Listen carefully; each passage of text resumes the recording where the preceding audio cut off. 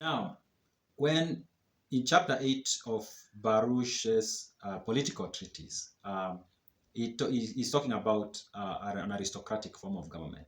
When he was talking about the monarchy in the same book, of course, he does mention that one of the weaknesses of monarchy is that absolute monarchy, is that the monarch takes on a load that is too big for an individual to carry. And because of that, the monarch ends up relying on these individuals around them that the public doesn't really know. It's kind of like he or she kind of like relies on an informal council of friends and relatives. And he says that's a problem because these people then might take advantage of the monarch, or they might be pushing things that benefit them to the expense of the public.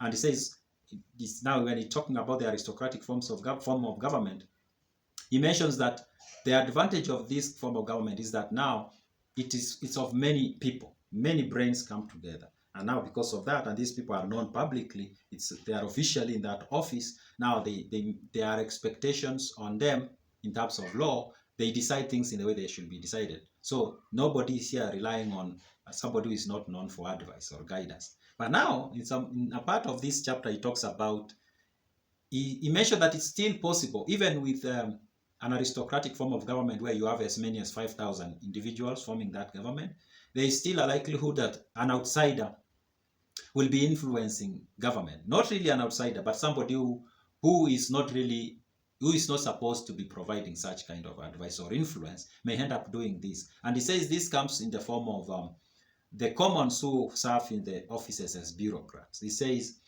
let me read, he says, in every council, the secretaries and other officials of this kind, as they have not the right of voting, should be chosen from the commons. Okay, but as these, by their long practice of business, are the most conversant with the affairs to be transacted, it often arises that more difference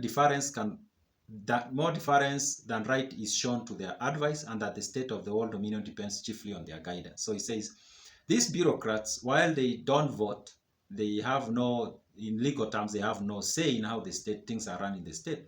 Often because of their long practice, they end up being the most conversant with the affairs of the state. So then it happens that the people who are supposed to be making decisions, the senators, the patricians, and all these other people, rely on them to provide guidance. And that's how these commons or commoners end up being so influential and guiding public policy.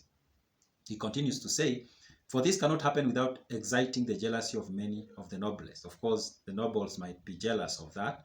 And sure, we cannot doubt that the Senate, whose wisdom is derived from the advice, not of the senator, but of the official, will be most frequented by sluggish, and the condition of this sort dominion will be little better than that of monarchy directed by a few councillors of the king. So he says, the fact that these senators or patricians end up relying on these commoners who are bureaucrats, basically, then it's the same as the king relying on friends and relatives to run the state or the dominion.